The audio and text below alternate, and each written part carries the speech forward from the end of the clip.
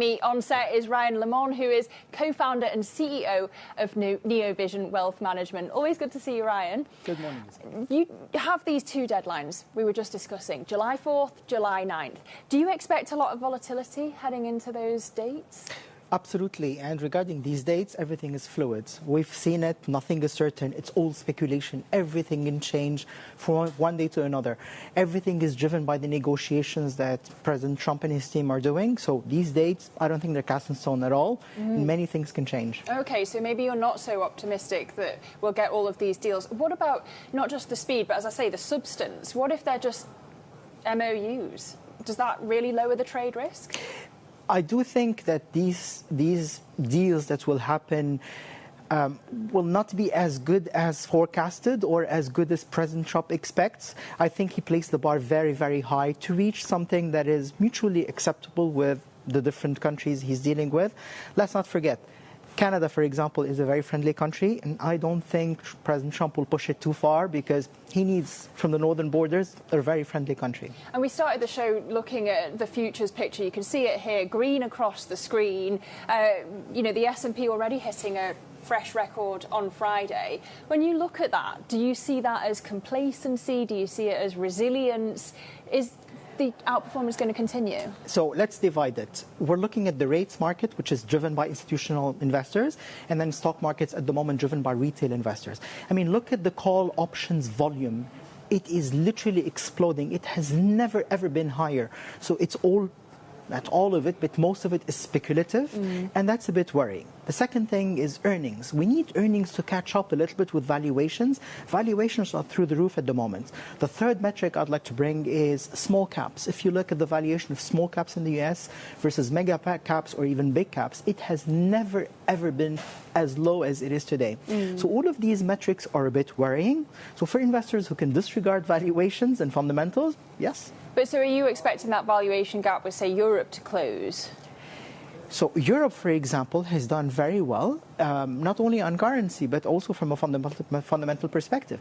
Europe is a savings nation versus the US, a consumption nation. So today, the European model is attracting more and more institutional investors, given the huge spiraling debt of the US, the spending that is taking place, the deficit, current account deficits. So with no plan in sight on how to reverse these.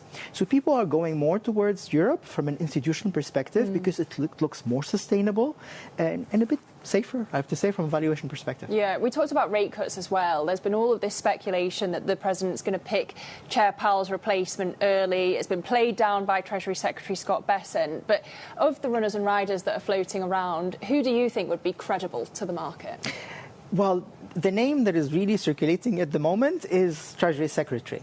And I think that wouldn't be the best case scenario for the US because he's very dovish. So if he really reduces rates, given tariffs that are coming in and where we are in the cycle right now, I think inflation could come back with a vengeance. As in he'd be seen as political? Yes, yes. I think Jerome Powell, I was critical of him a couple of years ago, but he has really proven that the Fed is independent, that his decision is independent, and he's really holding on. I completely changed my mind about Jerome Powell. OK, so where does it take yields then if you end up with Bessent as a shadow chair?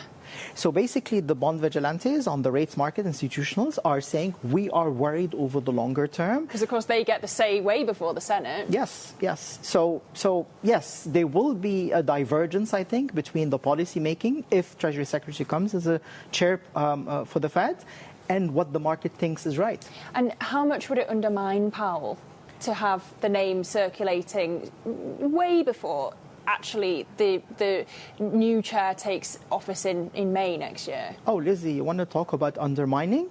The president of the US has called the chair of the Fed an idiot. So how about undermining? So it's the strongest nation in the world, but the president is calling the Fed chair an idiot. But we're used to this sort of language from the president, right? Does it actually make a difference in markets' minds?